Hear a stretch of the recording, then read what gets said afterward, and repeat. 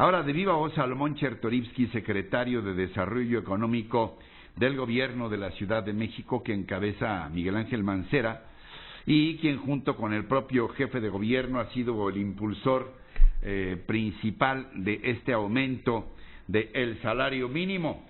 ¿Cómo va esta batalla? ¿Un capítulo más o ya la conclusión? Salomón, buenos días.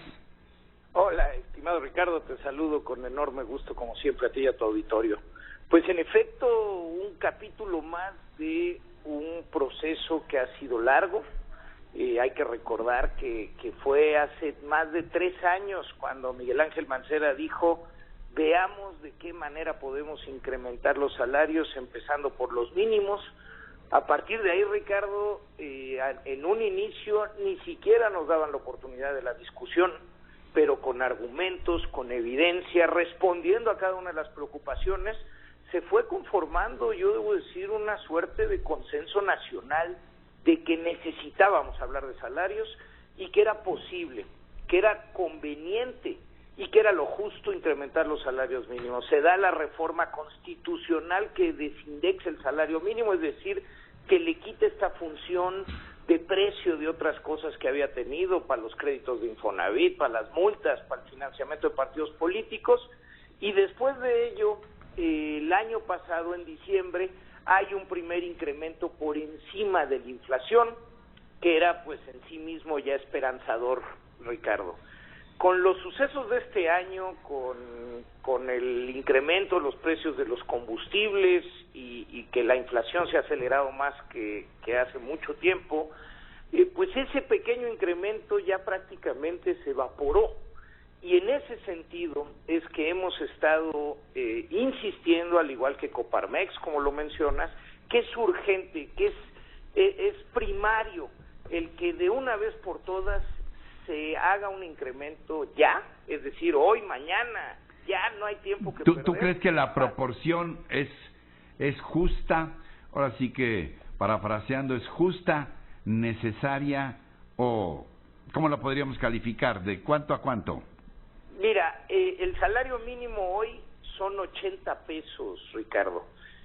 Lo que necesita un adulto y solo un dependiente para comer, ni siquiera para vivir con dignidad, para nada más desayunar, comer y cenar, al día de hoy son 94 pesos, Ricardo.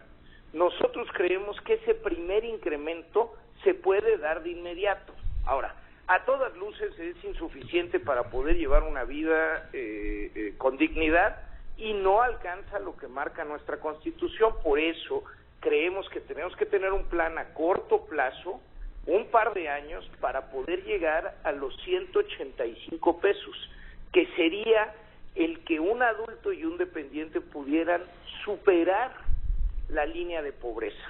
¿Qué quiero decir, Ricardo? Que la tragedia de nuestro país es que, a pesar de generar riqueza, a pesar de que, aunque crecemos poco, sí crecemos, esa riqueza se queda en muy pocas manos.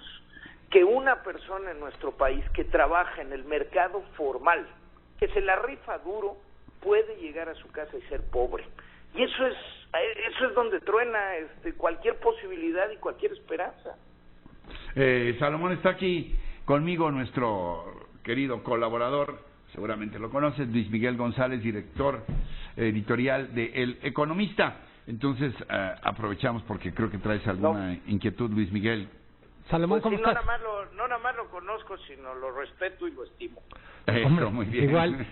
Salomón, tenemos a ustedes como actores que están presionando por este tema, tenemos a Coparmex que se suma. ¿Qué falta para que esto realmente ocurra? Mira, Luis Miguel, yo creo que se acabaron los pretextos. Hace algunas semanas el pretexto era: hay que esperar que pase el proceso electoral. Nunca entendí bien a bien por qué los trabajadores tienen que esperar nuestros andanazos democráticos, pero bueno, ese era el pretexto. Ahora, en algunos grupos el tema es que la inflación está muy alta. Nosotros hemos mostrado con toda claridad por qué el incremento lo que fomenta y estimula es el mercado interno, porque esos 14 pesos de los que ahorita le hablaba Ricardo son 14 pesos que inmediatamente se inyectan al mercado porque Sí. no son 14 pesos que se ahorran, son 14 pesos que se consumen, y ese consumo genera virtudes multiplicadoras en la economía, y que si bien hubiera un pequeñito efecto inflacionario, ese efecto es transitorio. Y a mí, Luis Miguel, y ahí sí te lo diría, nuestros colegas economistas más duchos dicen que el shock del incremento de los precios a los combustibles fue un efecto de la inflación transitorio, y por eso todos están esperando que en la segunda mitad del año la inflación empiece a tomar su rumbo, pero cuando hablan de los aumentos al salario, pues le quitan esta virtud de transitorio, ¿no? Y lo ven como una cosa maldita que pudiera generar una inflación permanente, y eso es mentira. Eso es mentira, hay que decirlo con toda claridad. Creo, Luis Miguel, que no hay pretextos. Te diría, pues creo que nuestros fantasmas del pasado nos siguen persiguiendo en muchos temas. Oye, cuando empezó el boom económico de China, hace algunos añitos, no tantos, anduve por allá y les preguntaba el secreto de lo que ya se veía como un crecimiento impresionante de la economía china, y me decían que pues el secreto era que habían logrado que la gente ganara un poco más de dinero, y que eso había beneficiado, esa frase nunca se me olvidará, no solamente a Kentucky Fried Chicken, sino también a otras empresas netamente chinas, y que bueno, pues es un poco lo que tú estás diciendo. ¿Tú crees que podría replicarse aquí? Y también me llama la atención que desde ahora los señores que van a negociar el TLC están pidiendo que haya aumentos de salarios en México. Mira, Ricardo, creo que las dos cosas son muy ciertas. Es decir, siempre nos preguntamos y hablamos sobre la debilidad de nuestro mercado interno, pero cuando más del 40% de todos los trabajadores formales están por debajo de la línea de pobreza, o ganan por debajo de la línea de pobreza, pues por supuesto que el mercado interno va a ser débil.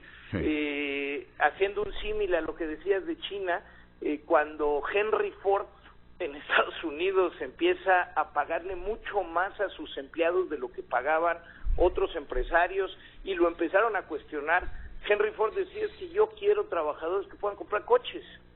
Es decir, la economía genera un círculo. Y les vendió el modelo T, ¿no?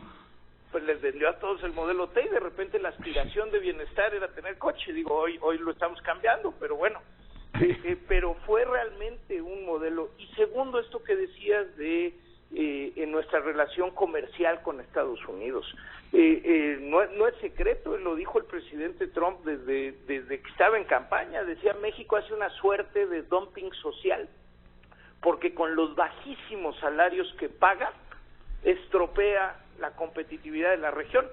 Y yo creo que hay algo cierto, es decir, podemos ir sector por sector, pero en muchos de los sectores la productividad de un trabajador mexicano no es diferente a un trabajador. Vaya, me asombra que le hayas hallado una buena Trump, Salomón. Eso es verdaderamente. No, me da vergüenza, pues. Bueno, venga. Me da vergüenza, a ver, pero te quiere comentar algo más, Luis Miguel. Salomón, ¿qué cambiará?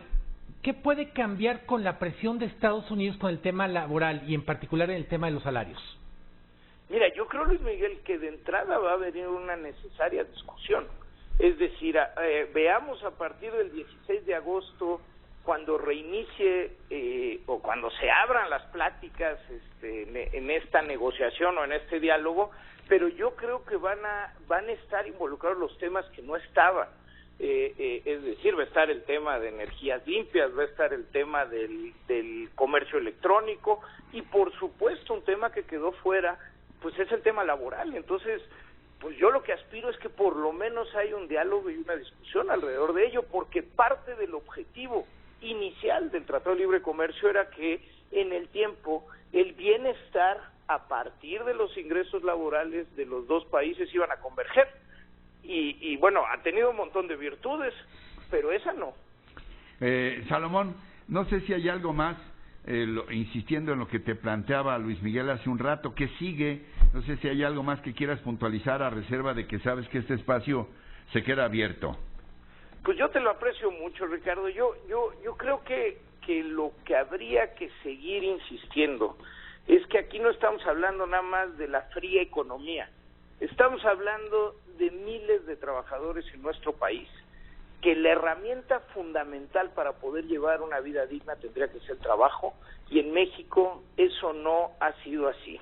Y si no construimos que nuestra economía, que sí es rica, que sí construye, distribuya mejor lo que gana, entonces no nos asustemos después, y mucha gente habla de populismos y de cosas, pero no actuamos en consecuencia. Creo que no tenemos tiempo que perder, están los elementos dados para un incremento inmediato a 94 pesos y trazarnos el plazo para poder llegar a la línea de pobreza, es decir, que en México quien trabaja en el mercado formal no sea pobre.